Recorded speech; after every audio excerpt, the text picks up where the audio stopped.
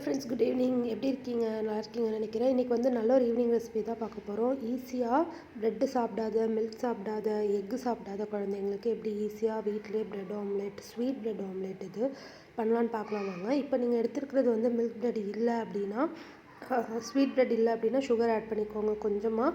ஒரு ப்ரெட் ஸ்லைஸுக்கு ஒரு முட்டை, அந்த பதத்துக்கு நான் 3 முட்டை எடுத்திருக்கேன். இப்போது பீட்டர் இருக்குதுன்னா நல்லா பீட் பண்ணி எடுத்துக்கோங்க.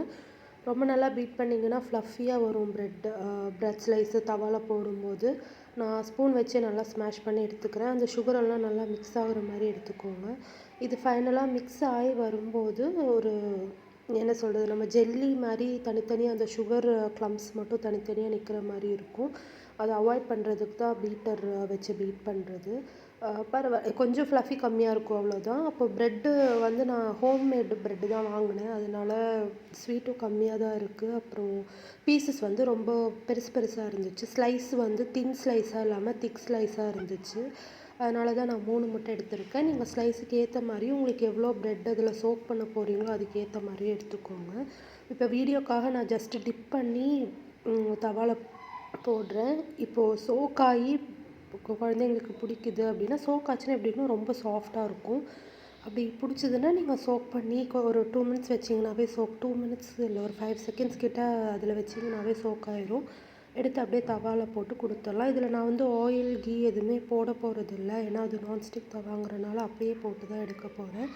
இந்த குழந்தைங்கன்னு இல்லை, நம்ம பெரியவங்களுக்கும் வந்து ஈவினிங் ஸ்நாக்காக ரெடி பண்ணிக்கலாம். ப்ரெட் ஆம்லேட் பண்ணாலும் ஆம்லேட் தனியாக, ப்ரெட்டு தனியாக தானே இருக்கும். உள்ள சட்னி இதெல்லாம் வேணும். அதெல்லாம் தேவையே இல்லை. அப்படியே நம்ம அதில் டிப் பண்ணிவிட்டு நல்லா அந்த டேஸ்ட்டு பிடிக்குது அப்படின்னா சோக் பண்ணி வச்சுட்டு கூட நம்ம அப்படியே தவாவில் போட்டு ஃப்ரை பண்ணி எடுத்துடலாம். இப்போ அந்த க்ளம்ஸ் தெரியுது பாருங்கள் நல்லாவே.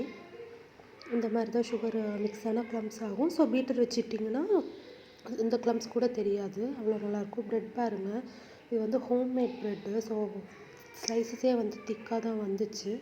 இப்போது நிறையா வேண்டாம் அப்படிங்கிறவங்க வந்து ஜஸ்ட் ஒன் சைட் டிப் பண்ணிவிட்டு அந்த பேட்டர் எடுத்துகிட்டு அப்படியே நீங்கள் ஸ்ப்ரெட் பண்ணி விட்டுக்கலாம். அப்படி இல்லைன்னா 4 சைடுமே டிப் ஆகுற மாதிரி, அதாவது அந்த சைட்ஸு, ஃப்ரண்ட் அண்ட் பேக்கு அவ்வளோவுமே நல்லா சோக் ஆகுற மாதிரி வச்சுட்டு செம்ம டேஸ்ட்டாக இருக்கும் இது. ஃபஸ்ட்டு ப்ரெட்டோட ஸ்வீட்னஸ் பார்த்துக்கோங்க எவ்வளோ இருக்குதுன்னு. அதை பார்த்துட்டு அதுக்கேற்ற மாதிரி சுகர் ஆட் பண்ணுங்கள். இல்லை சுகர் அவாய்ட் பண்ணணும்னா ஜாகரி கூட சேர்த்துக்கலாம், நாட்டு சக்கரை கூட சேர்த்துக்கலாம் அதில். இப்போ செகண்ட் பீஸ் வந்து நான் நல்லா சோக் பண்ண விட்டுட்டு எடுக்கிறேன். பாருங்கள், எடுக்கும்போதே தெரியுது பாருங்கள் எவ்வளோ சாஃப்டாக இருக்குது அப்படின்ட்டு. ஃபுல் சைடுமே போட்டு லாஸ்ட் ப்ரெட் வந்து ப்ரெட்டே உடஞ்சி தான் இருந்தது, அதனால் பீசஸ் 2 பீசஸாக இருக்குது. இந்த மாதிரி தவாவில் போட்டுட்டு எடுத்துடலாம். இப்போ குக்கிங் டைம் ரொம்பவும் இல்லை. நம்ம ரொம்ப ஃப்ளஃபியாக வரும்போது நீங்கள் சீக்கிரம் எடுத்துடணும், இல்லைன்னா கரிஞ்சிரும். அப்படி இல்லாத ப்ரெட்டெல்லாம் வந்து நீங்கள் நார்மலாக நம்ம டோஸ்ட் பண்ணுற மாதிரி தான் டோஸ்ட் பண்ணி எடுத்துக்கலாம்.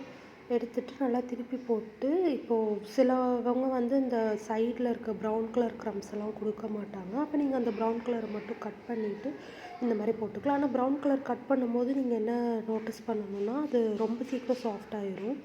அதனால் ப்ரௌன் கலர் கட் பண்ணிவிட்டு, சைட்ஸு கட் பண்ணிவிட்டு நீங்கள் பண்ணுறதா இருந்தால் இன்னும் கொஞ்சம் கேர்ஃபுல்லாக பண்ணணும், இல்லைன்னா மொத்தமாக உடஞ்சிரும்.